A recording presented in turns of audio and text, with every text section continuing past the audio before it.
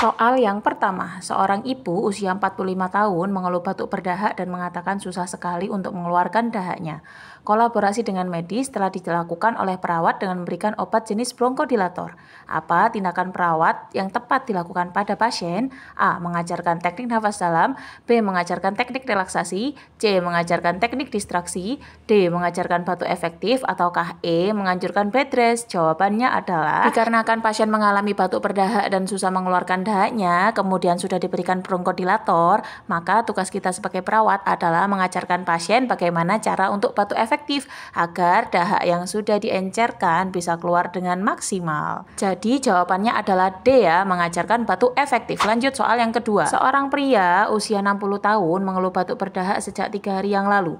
Batuk semakin sering muncul jika udara dingin dan pada waktu malam hari. Menurut pasien, sekret yang keluar berwarna hijau dan sangat kental. Saat dilakukan auskultasi, didapatkan suara rongki pada bagian basal paru dekstra. Apakah diagnosa keperawatan prioritas yang muncul pada pasien? A. Intoleransi aktivitas. B. Kurang pengetahuan. C. Gangguan pertukaran gas. D. Bersihan jalan nafas tidak efektif. Dan E. Gangguan pola nafas. Yang mana jawabannya?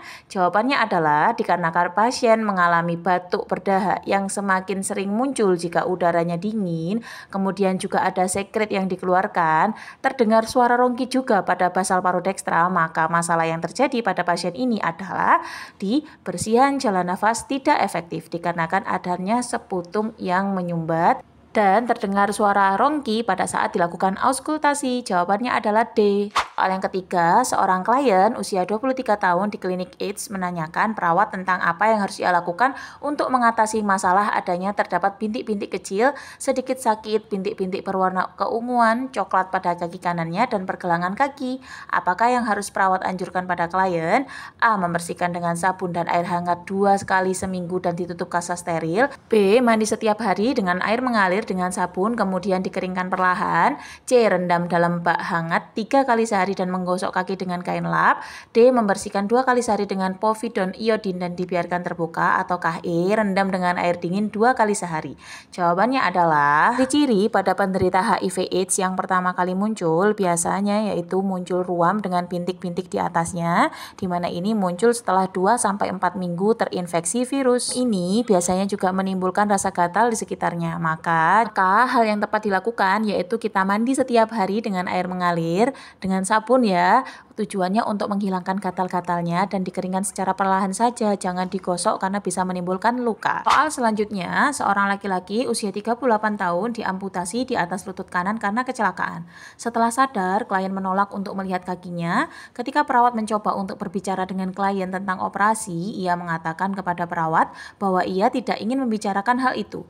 Klien juga menolak untuk dikunjungi keluarganya. Apakah masalah keperawatan yang paling tepat pada kasus di atas? A. Kecemasan. B. Keputusasaan. D. C. Ketidakberdayaan. D. Gangguan citra tubuh. Ataukah E. Defisit perawatan diri? Jawabannya adalah pada kasus di atas, pasien mengalami kehilangan kakinya akibat amputasi yang diindikasikan karena kecelakaan yang ia alami. Hal ini mengakibatkan klien mengalami kehilangan salah satu anggota tubuhnya dan menurunkan citra tubuh dari klien. Masalahan yang muncul yaitu gangguan citra tubuh. BD-nya apa? Yaitu kehilangan kaki akibat amputasi dan pasien menolak untuk melihat kakinya. Jawabannya adalah D. Gangguan citra tubuh. Soal selanjutnya, seorang pria usia 45 tahun menderita bronkitis, mengeluh batuk berdahak sejak seminggu yang lalu. Sebagai seorang perawat, saudara perlu memastikan kondisi pasien melalui pemeriksaan fisik. Apakah yang mungkin Anda dapatkan saat melakukan pemeriksaan auskultasi? A. Rongki. B. Wheezing. C. Vesikular. D. Bronkial. Ataukah E. Bronkofesikuler? Jawabannya adalah ketika kita melakukan auskultasi pada pasien yang mengeluh batuk berdahak, maka yang akan kita temukan yaitu suara rongki, di mana suara rongki ini muncul akibat penumpukan sputum. Kalau wheezing bagaimana? Suara wheezing muncul akibat penyempitan jalan nafas, bisa jadi karena alergi ataupun karena asma. Sementara vesikuler, bronkial, dan bronkofesikuler adalah suara normal paru-paru. Jawabannya adalah A. Rongki. Soal selanjutnya, seorang pria usia 60 tahun mengeluh nyeri dada di sebelah kiri. Perawat akan melakukan pemeriksaan EKG untuk mengetahui ada tidaknya kelainan pada jantung pasien. Apakah yang perlu Anda lakukan pertama kali kepada pasien sebelum prosedur tersebut? A. Melakukan inform konsen. B. Mengecek kelengkapan alat. C. Memposisikan pasien terlentang. D. Memberitahukan biaya pemeriksaan. Ataukah E. Mempersiapkan alat-alat yang diperlukan. Kira-kira jawabannya adalah, sebelum kita melakukan tindakan apapun, yang harus kita lakukan adalah kita melakukan inform konsen kepada pasien untuk memberitahukan tindakan apa yang akan kita lakukan selanjutnya. Setelah pasien menyetujui, maka kita siapkan alat-alatnya dan kita siap untuk melakukan EKG. Jadi jawabannya yaitu melakukan inform konsen. Yuk komen di bawah mau bahas soal apa lagi. Jangan lupa subscribe, follow, dan share YouTube aku ya. Sampai jumpa, bye-bye.